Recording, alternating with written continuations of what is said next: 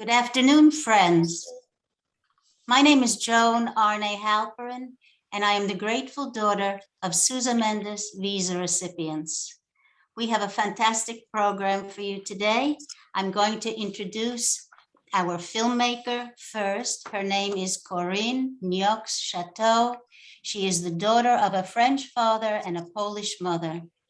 Corinne was born and educated in New York, and she has studied acting with the greats like Stella Adler, Lee Strasberg, and she's been directed by Elia Kazan and Arthur Penn. She has appeared on and off Broadway as an actress and on TV and in feature films.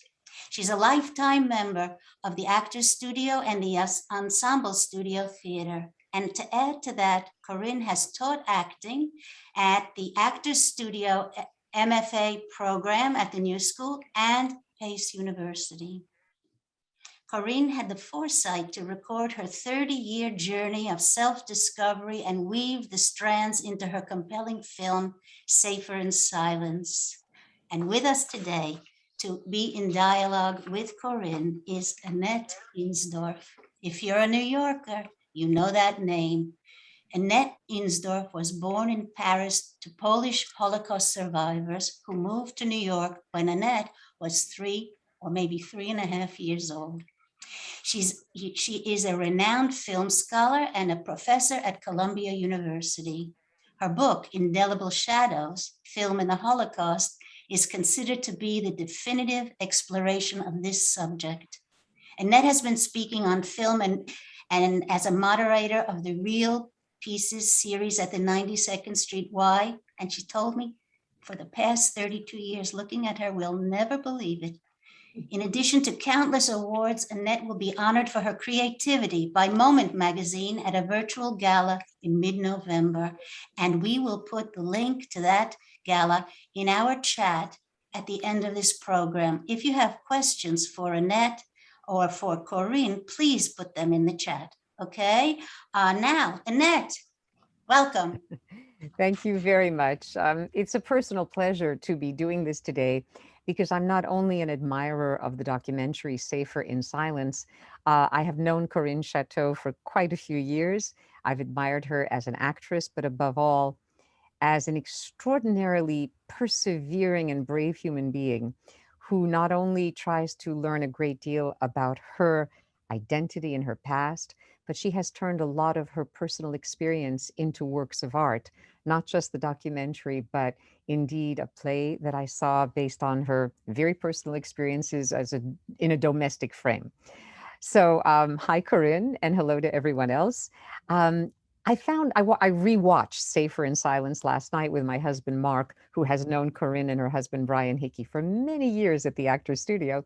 This is a film so full of secrets and discoveries, and I was astounded to learn that your mother, Yvonne, never even told you that her own mother, was alive in Rio. And it's also a shock to hear that your grandmother, Romana Skalska, hired a private detective to find you when you were 16. Moreover, Romana, she's not completely truthful when you ask her if she has Jewish blood. She says no. But years later, when she's like 94, she reveals being almost entirely Jewish. So it's really great that you filmed Romana. Well, first of all, Yvonne in 1995 and Romana a few times in Brazil. Did you sense back then that you might someday make a documentary about finding your roots? No. I had no idea. That was not at all the plan.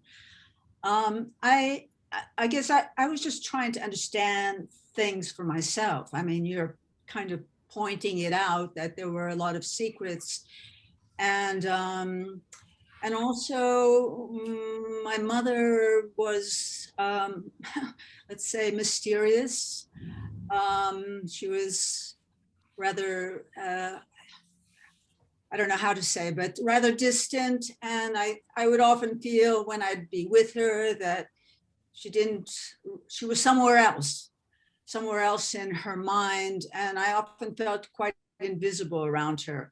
Or I felt like I had to be very careful what I asked because I felt that she had things in her. I didn't know, I had no idea what they were, but I learned very, very early to tread lightly around my mother. And I guess this put a lot of questions about my own identity. You know, what was I coming from? And it's true. I mean, you know, to receive this phone call one day when I was 16 with from this woman with a heavy accent, you know, letting me know she's my grandmother and she's come from Brazil to meet me, you know, and then meeting her, and she was so beautiful and interesting, and plus she was interested in me, which was nice. And so why didn't I know about her? And when because my mother actually wasn't in New York when this happened, when my grandmother first appeared on the scene. And when I told her a couple of months later, I could see the terror on her face. I mean, it was just like, I don't know what flooded through her. But so there was an awful lot of that kind of thing in my growing up. And as you say, I mean, I didn't, I had no idea about any Jewish background until my late 30s. I mean, nothing. I mean, I had no problem with it. I mean, it'd be great. I mean, I'm in, you know, in the theater. I studied with all these great teachers from Eastern Europe, Jewish teachers, and I mean, even one of the first plays I ever did, Golda, about Golda Meir, where I played Anne Bancroft's younger sister in a flashback scene. But I had no idea that I was coming from this. I met Golda Meir, I met these statesmen from Israel, but I had no idea that I fit into any of it until much, much later. And then when my grandmother did reveal this, I mean, I don't think it was that intentional. She was 94, and every time I'd go to Brazil, I would ask questions, because she was my only link, the only person whom I could find anything from, and now she was 94. So it kind of slipped out about, I come from Jewish family. Oh, really? But then my mother, after my grandmother died, she denied it. Do you think in retrospect that it was mainly to protect you? In other words, that it wasn't just that emotionally distance in her denial, but did she believe that you would have an easier life if you didn't know you had any Jewish blood? Well, I'm sure that's true. I mean, I'm sure, I'm sure, you know, that was the message she received from her father, that it's better not to disclose this, that, you know, forget about the past, you're in America now, and all that. So I think there was an element of that. I mean, probably a big element, but you know, I think when you have secrets and they get stored in places, your life starts becoming compartmentalized, you know, what you can say, what you cannot say. And I think she was protecting herself at times. I just felt there were so many other things too that entered into this picture of hiding. It wasn't only Jewish roots. I felt she was hiding herself from me. I mean, I don't know how else to say it, you know. Well, and she also cut herself off from her own mother. Why do you think she cut herself off from Romana, basically dismissing her as a spy for Poland in Portugal during the war? Well, you know, I will never know all the answers, but the way I'm telling it to myself is that, you know, she was 16. She wasn't even 17 when the war began. She was about to be 17. And suddenly her whole life changed. I mean, her schooling changed. I heard that they left Poland. I didn't realize they were escaping from Poland.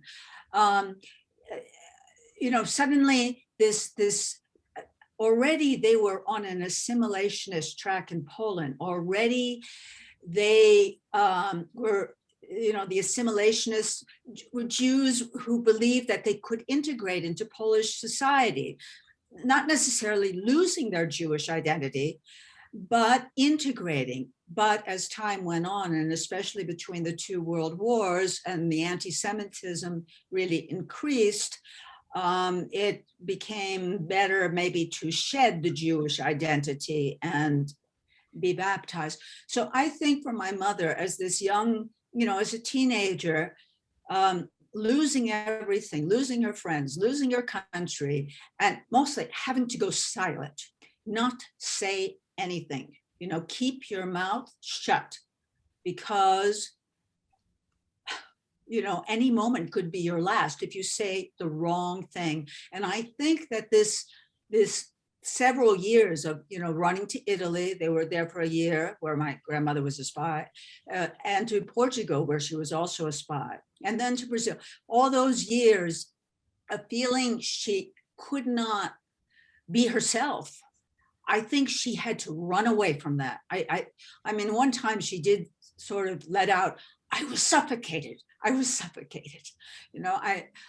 So that's what I think, that she had, really did not have it easy, even though in many ways they were very privileged because of my grandfather being a diplomat and being the consul of Portugal in Poland, and they had money before the war. And as I mentioned in the film Blue Eyes, which helped a lot, to pass as non-Jewish. She had advantages and she survived. So tremendous luck, but I don't think it was easy. And so I, through making the film, I have much more compassion for that than maybe I did as a young person when I could not understand these things. Right. And has learning of your Jewish roots changed anything for you? Does it redefine some experience that you've had or not? I mean, what does it mean to you to have Jewish ancestry? I think it means to not forget. I think it's really important to not forget. I think secrets have long-range consequences. And I think it's important to not cut, even though maybe cutting was their strategy, thinking that was a better way. I don't think it's the best way. So for me, I'm so proud to have this Jewish background. I mean, that people who really make up only a small percentage of the world's population have somehow managed to survive through thousands of years of persecution and genocide. That somehow they come back and they manage to survive. And what I discovered in my own search is that with the war and people getting dispersed to the 6 continents of the world and losing everything and losing education, losing years, and yet somehow they managed to do well. And so I so admire, this is something I really learned in my search, the emphasis on education, passing on the word, passing on the story. To me, that's what I'm connecting with being Jewish. And I know that's what my grandmother wanted to give me. I know that even though, she didn't reveal about the Jewish roots until late, every time I did see her before, she told me about this great family I came from. I mean, except that she told me with Polish names, and it kind of went through one ear and out the other because all these people were dead. And it did, but I felt her wanting to give me something in a way that my mother really did not want to give it. So once I learned that there are living relatives, I mean, from this family, I'm an only child, and I was the firstborn in the United States. And I had very little extended family growing up in the States. So I had nobody to ask, really. So to learn that I had living relatives was huge for me, huge. And also then when I went to Poland and at the Jewish Institute, and they validated the stories that my grandmother told me. I mean, actually, I was lucky because I had already starting in '84, recording her, audio recording her. So I recorded her telling about the family, and then I had videotape that I was doing, and they were telling me, well, it's this person, it's that person, and they were validating what she had told me. So I just felt that it was, this is no longer my little quest, my personal quest. This is a much bigger story, and many of these people, these ancestors, were people who were really pushing the envelope in their times, doctors, scientists, writers, philanthropists. And so that's when, you asked me before, did I have any idea that I was making a documentary? It was only then when I discovered living relatives and learned about these ancestors and realized that this story was much bigger than me, that then I began to feel this, sense of responsibility that I needed to do something. I didn't know what. At first I thought maybe a book, and I had this wonderful Krzysztof Prohaska, this cousin in Lodz, who was really encouraging me, but I didn't totally feel qualified with a book. Because I didn't want it to be an academic sort of thing. So then I thought, well, I have all this footage I've taken all through the years. It's not professional footage, but it's authentic. It was all just in the moment as things happened. And as I was continuing to video people as I was meeting them. Fortunately, everybody was very nice about it. But so it was then that I got the idea, maybe I could make a documentary, not realizing how difficult it was going to be, how many obstacles would come up. But that's when it happened. Well, you talk about a book and passing on the word. I have to mention that my husband, Mark Toporek, who's also the son of Holocaust survivors, his knowledge of Hebrew led him to notice a wonderful detail in your film. I think it's when you're talking about passing on the word that we see Romana reading. And the Hebrew word he said for book, which includes prayer book, is pronounced sefer, as in your title. Oh, beautiful. Now, the strongest visual part for me, because I always look for visual structuring in addition to the story itself in a documentary, it's in the Jewish cemeteries. For example, Warsaw, where the cemetery director grabs a handful of snow, I think, and wipes the tombstone to reveal the name, Hilary Nussbaum, and also those wonderful multiple locks on your cousin's door in Poland, suggesting the secrets of your family too. And Mark actually pointed out that in Hebrew, the term generation to generation is pronounced dor ledor. So there are some wonderful connections to be made on a larger scale. The most touching story, if brief for me in the film, is that of Christina, is it Felderhart? Felsenhart, the woman who ended up in Chile after losing everyone in Poland. I know that I asked you when I first saw the film, is there more about her? And you said that there was a longer cut of the film. Oh, yeah. Could you just, in terms of her or in general, how long was your initial cut? And were there areas you felt you had to take out, or did you just sort of shorten various scenes? Oh, I had to take out so much. I mean, so much, because I started out with, 70 hours of footage, and then I spoke to an editor, and she said, you can't give that to an editor. You have to reduce it. So I spent a whole summer reducing it myself to an 8-hour timeline, then a 4-hour timeline. And yeah, there were many things. I mean, Christina, I only met her that one day, and her story was so moving. I mean, imagine being born in the ghetto, and then somehow her parents managed to escape with her in their arms, and then her father disappears, and she never finds out what happened to her father. I mean, she has some vague idea of where he may have been taken, but it's not totally resolved. She doesn't know for sure. And you can see that pain, even at 70, was still in her. And then, then she had to spend her whole childhood hiding in Poland during the war. And, I must digress a second. I'm sorry, but I just had a thought in my head, because I showed you the very first assembly I did several years ago.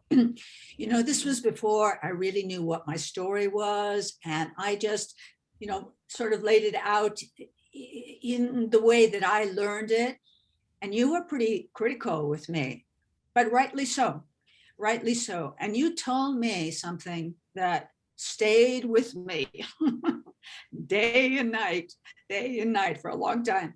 You told me that unless we understand what it was like for Jews in Poland, we can't understand why your mother is the way she is.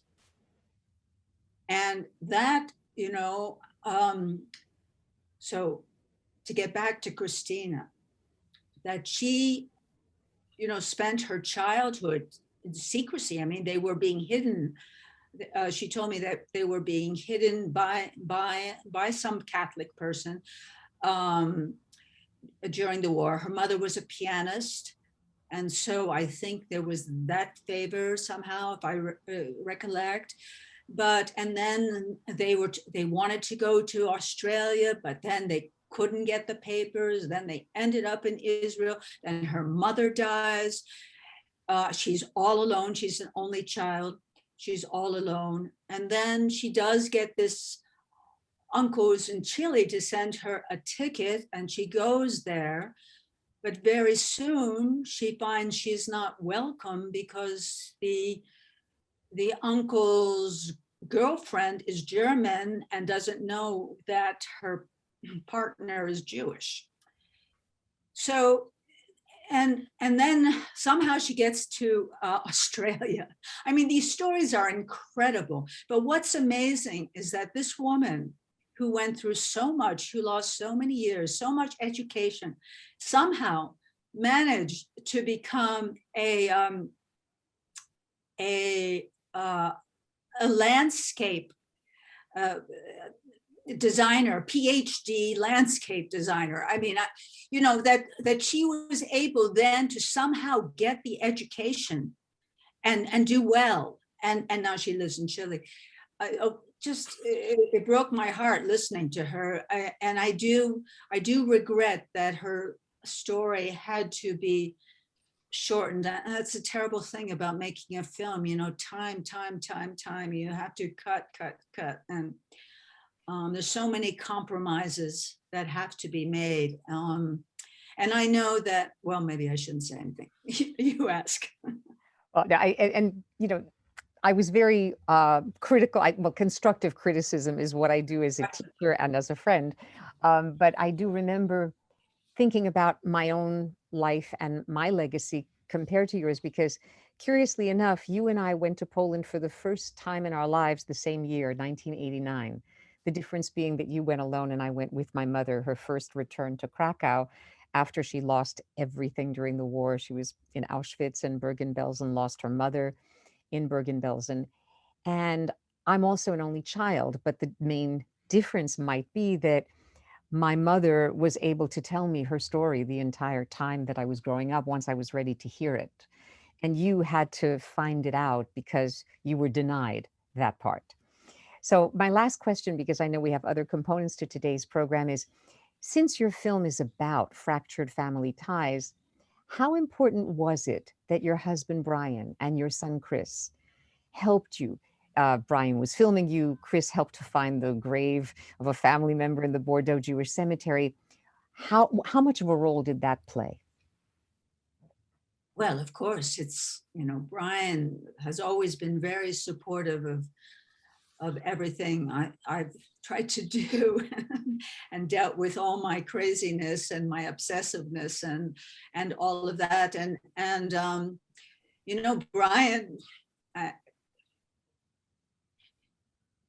I don't know why this is making me emotional, but Brian was the first guy that I ever introduced to my mother. Because I knew he would not judge her. I knew he would not judge the situation. This was before I knew anything, and it just so happens that Brian's mother is Jewish. And it just so happens later I find out that Brian's family, that they come from the same village where members of from my grandfather's family came from. I mean, is that destiny or what? But Brian was there, and was so wonderful with my grandmother. And my grandmother, she said, character you can buy for nothing. And my son, if my son had not liked that I was doing this, had, not like that I was going off to Poland, and not like it, I would have stopped. I mean, if I had felt that it bothered him or was in any way affecting him, I would have stopped. But strangely enough, he was always encouraging. And I mean, at first he wasn't overly interested, but I think he liked it. And also because he himself is, as you know, very interested in film. And so he liked the idea that I was making a film. And so I really had the support of both my men.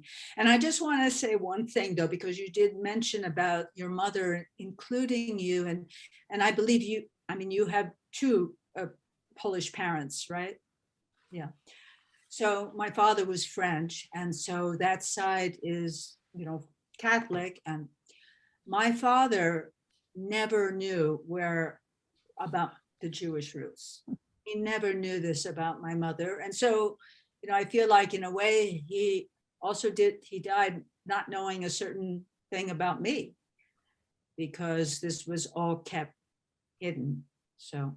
Well, in the larger sense, how wonderful that you have not only been able to tell Chris about your background, but that he has played a part in unearthing it, uncovering it. And I happen to know how smart a film person he is, because he sat in on some of my classes at Columbia, and he really responds to films in such a deep and intelligent way.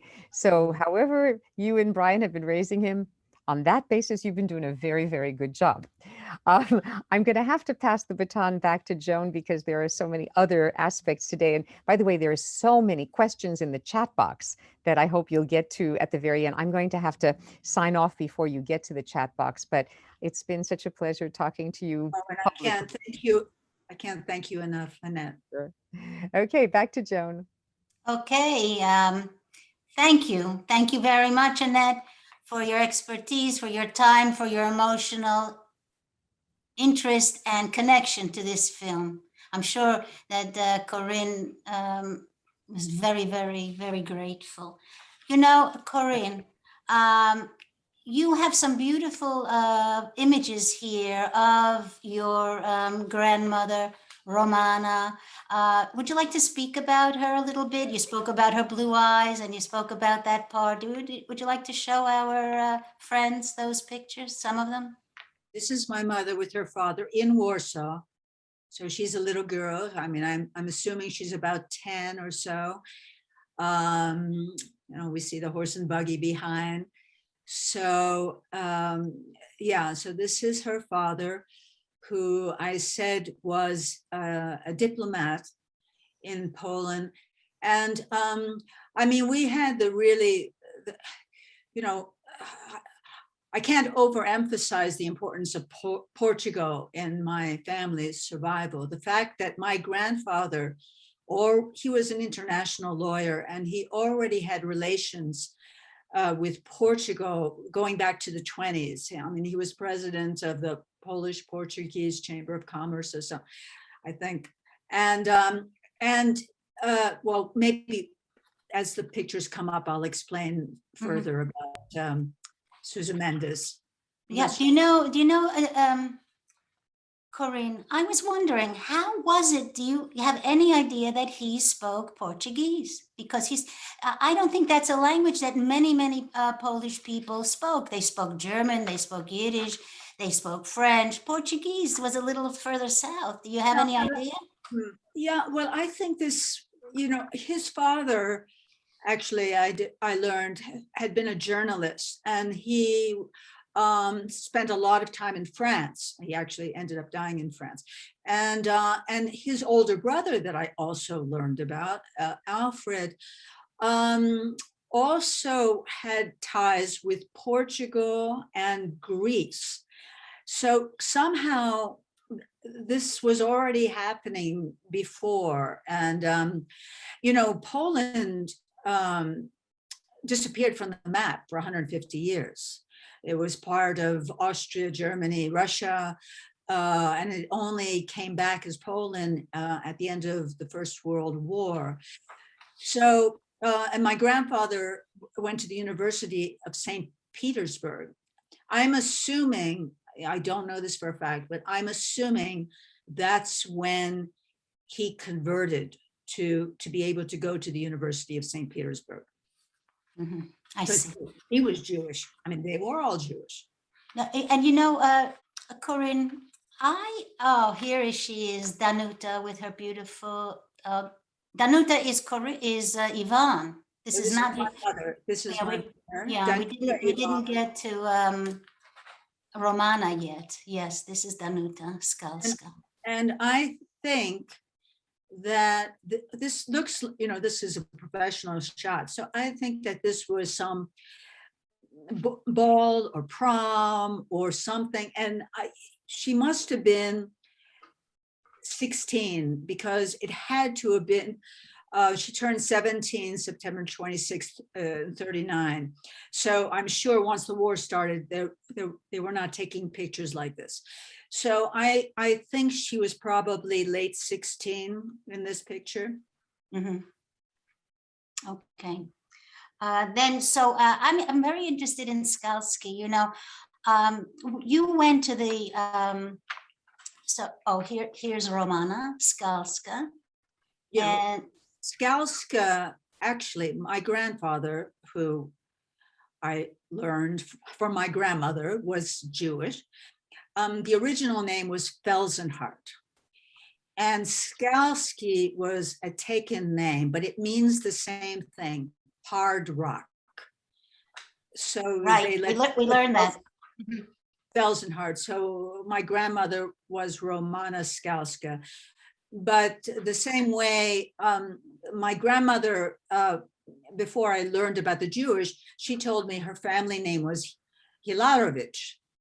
And it was only later, when I learned about the Jewish, that she revealed Nussbaum Hilarovich. So anyway. Yeah. But so Skalski worked for the, here he is. He worked for the Portuguese consulate. Here we see him, the red arrow on the right, the gentleman standing. The Portuguese embassy in Warsaw in the 30s. And so you see, right, Clement, my grandfather. And he was a colleague of Cesar de Sousa Mendes, who was the identical twin brother of Aristides de Sousa Mendes, who we know as this great hero who, in a moment of conscience, disobeyed all orders and signed thousands and thousands of visas so that people could escape to Portugal and then hopefully to the free world. And so Cesar was the identical twin brother, and he made my grandfather honorary consul of Portugal in Poland. And Cesar actually was my uncle's godfather. And Cesar's son, years later, when he in the States, played violin at my aunt's wedding. So there was a very close connection with the Sousa Mendes family going back, back into the 20s. Mm-hmm. So in your film, you say, oh, here's Romana's baptismal certificate. You speak about that in the film, that she was originally baptized in 1920 and then rebaptized, or maybe they lost this the certificate, so it was reissued in 1939. Yeah, I mean, what I learned, I found this after she died in her attic. I found this baptismal certificate. I had no idea that she was born in 1899. And yeah, so it shows that she was baptized in 1920. And I learned that this was just months or weeks before she married my grandfather, who, as I said, had also converted. So, and why the 1939 is that I'm sure as things got very bad in Poland, I mean, war had begun in September, she had to do whatever she could to prove that even though she had converted, she had to prove it. And so she had to get this reissued. So you see the date 1939 on it. This is the wedding of one of Aristides's, the wedding of Clotilde, one of his 15, I think he had 14, 15 children. And my grandfather is there, just standing there below him. And what's fascinating about this picture is that it's December 17th, 1939. And my grandfather had left Poland with his second family to go to France, and had bought a big house in Arcachon, which is a sea place right near Bordeaux. And Bordeaux was where Aristides was the consul general at the beginning of the war. And so I find it very interesting. I did go to this place, Cabanas in Portugal, and I met the grandsons of Aristides. And one of them, Antonio, told me that most likely, because his grandfather had this big limousine, black limousine, that they drove from Bordeaux to this place, Cabanas, to attend this wedding. So obviously things had not yet gotten so bad in France.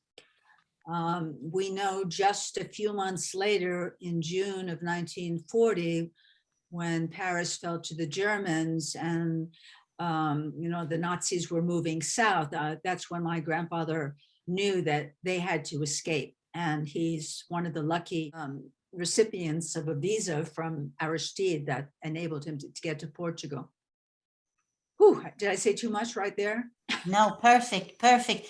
I just want to say, Corinne, the major part of visa recipients do not know who saved their lives. You have all of this documentation. It's just a miracle. It's kind of a miracle to know, who to be grateful to. My mother didn't know who to be grateful to. Many, many, many people did not know who it was. So here is the signature that saved thousands of lives. And do we have anything past that? Michael, another slide? You may not have it, but I have several with Aristides's, with Serpa Pinto. But this was a famous ship during the war. It actually made the transatlantic trip between Portugal and South America, Rio de Janeiro, and to New York. And both my grandparents, but separately,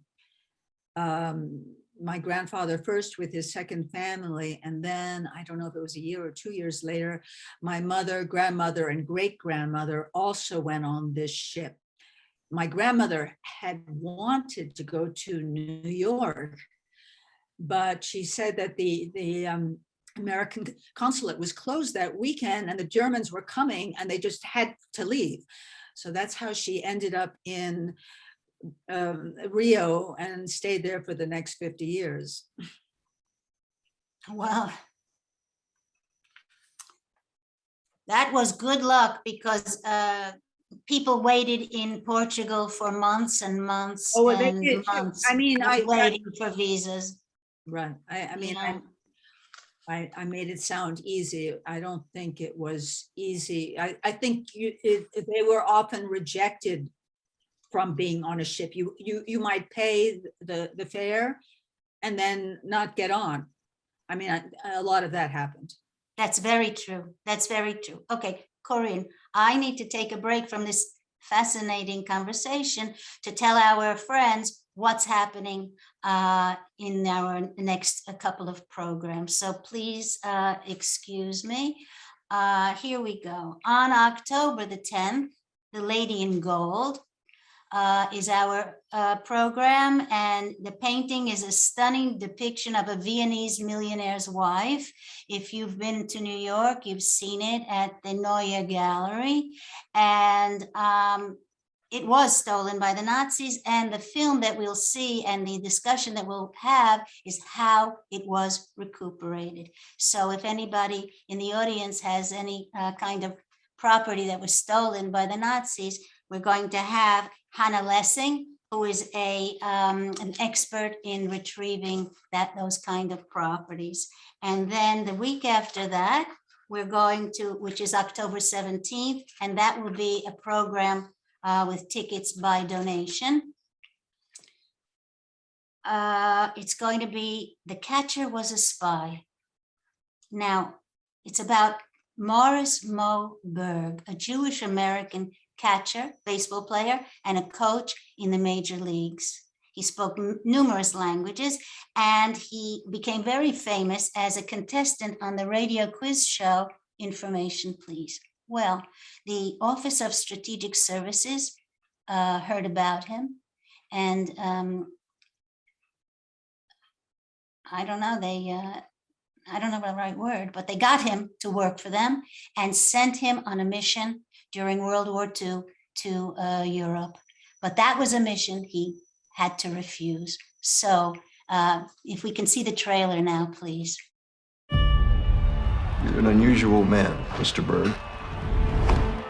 You speak 7 languages. You're an athlete. You're more than up to the physical requirements of the job. What job? Since this war began, we have reason to believe the Germans are working on a fission bomb. The scientist leading the atomic program is Werner Heisenberg. We must get to him and find out how close the Germans are to a bomb. Welcome to the OSS, Mr. Berg. Millions of lives at stake. A 5% chance of losing the war to a weapon like this, you do what has to be done. You can't allow yourself to be captured.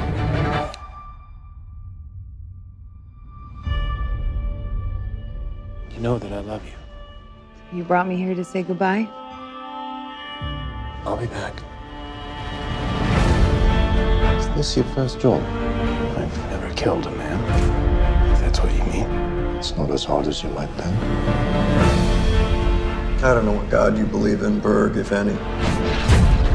But I'll be asking mine to keep an eye on you. What if Heisenberg's on our side? Are you hoping he'll defect? If it comes down to it, are you going to be able to kill him?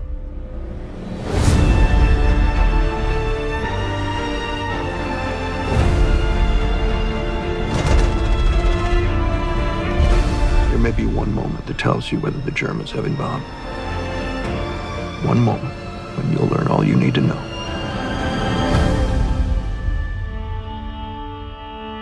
We'll move.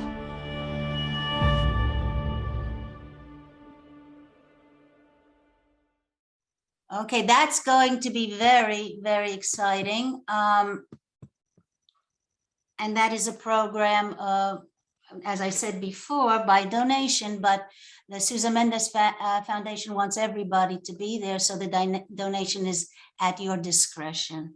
Okay, now we have questions in the chat, and I'm going to do my very best to ask them of Corinne. First of all, people have been saying that the film is tremendously moving, and that it is. It's tremendously moving. One of our guests here asks, is that they would love to see the family tree. That tree that you spread out in Poland and showed us in the film was amazing, just amazing. Do you have a website or someplace where you could post that?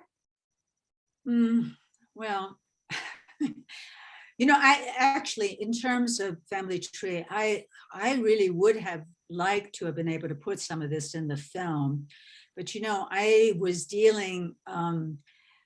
I basically was paying for everything in this film, and you know, everything. Making a movie can be very, very expensive. And if anybody's out there with $1 million who would like to contribute, I can go back and put in some graphics, because I really did want to put in graphics. I do think it begs for it. Also, just in terms of the 6 continents of the world, just I would have liked to do that, and I just wasn't able to. That's kind of.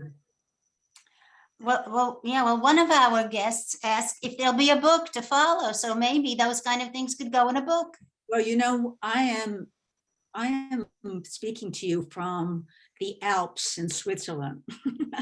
I've been in a kind of retreat for the last 3 weeks. I mean, not total retreat, but I have been alone, and I have been spending a lot of time reviewing a lot of this material, not the film as much as just all that I did and all the years, and because I kept lots of diary, and I had been thinking about a book and how I could possibly do that. I mean, it's a big project, and I don't know, but it does. There's too much material for film. That's the truth. There's too much material, too many things happen, too many changes, too many surprises, too many, you know, it needs the luxury of a book where you can just sort of, you know, go on tangents.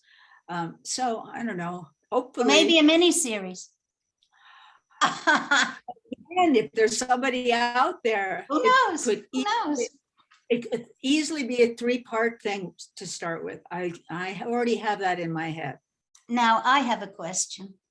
And my question is this. So I'm interested in Skalski, and you told us that his name means hard rock. Felsenhard it was Felsenhard, translated to hard rock, Skalski. And when you were in the cemetery in Bordeaux, I saw, and I paused I noticed something, and I paused the film. Do you know, in your Jewish cemetery, you went to the grave of Judah Felsenhard, and then you have, his name is Nissim Bernard Cohen Haddad. You didn't mention that in the film, Cohen Haddad. And I'm thinking they were Portuguesophiles. They spoke the language. And I know Cohens and Haddads who were in Jamaica, who were exiled during the Inquisition. So you may have roots that go back to the Inquisition, in my opinion. Oh, well, you're telling me something. I think it could be, because Cohen. The story never ends. That's the thing. It never ends. Because we have those names in Jamaica, and they were people who came after the Inquisition in the 1600s. Oh, wow. Yeah. Oh. So, hey, there's more to do. Okay, let's get back to the people, our friends here. Somebody wants to know if you are putting Jewish tradition into your family right now, if that's not too personal. Mm-hmm. You know, I learned about all this quite late, And as I said to Annette, there's so many, I'm proud of this, to have found all this out, and the importance of passing on the word, and the importance of asking the questions. But when it comes to traditions, as much as I have been welcomed into a synagogue by this wonderful Rabbi Hirsch, but I can't honestly say that Hanukkah and Passover have the same emotional meaning to me as Christmas and Easter, because I have all these childhood memories connected to that. And so, as much, I feel like I'm embracing both traditions. Let's put it that way. I feel, I want to embrace the best in both. So, but it's not. Absolutely. It's not the way you were raised, and it's coming to you new, and you embrace it. And I think that's fabulous, because a lot of us were brought up with a lot of it and don't do any of it anymore. So, it was a little switch this way and that way. And that's the way people are. Let me see. Do you know that your cousin Nadine Jacobson is on with us today? She says hi. Yeah, Nadine says hi. And then somebody says, here we go. Corinne, weren't you talking about doing a Wikipedia site? Yeah, I'd like to. Yeah. Does somebody know how to do that? Can you just do it yourself? I wonder. Yeah, I guess. Okay. I do want to make a point, I want to just to be able to thank a lot of the people who, without their help, I would not have gotten very far. The Jewish Institute in Warsaw was tremendously helpful to me. I mean, it was amazing, because I just caught them at the right moment when they didn't mind that I was holding my camera like this, and they didn't say anything to me. And that would never be allowed in New York. If I entered someplace, I'd have to disrobe and hand them everything. But somehow, I was able to do things when I did it that, I was just very lucky. And I'm deeply grateful to the Jewish Institute in Warsaw, also to Krzysztof Prohaska, this cousin I discovered in Lodz, who really encouraged me, but not only encouraged me, he found lots of documents for me. I don't speak Polish, so that would have been a big handicap. I would not have been able to write to the right people. And he did this for me. So I'm very grateful to him, and to all the people that I met on this journey who welcomed me. There was not one person who, turned me away or wasn't interested, or, and then in Israel, that was my last discovery. I had no idea that I had relatives in Israel. I mean, that was huge to find that out.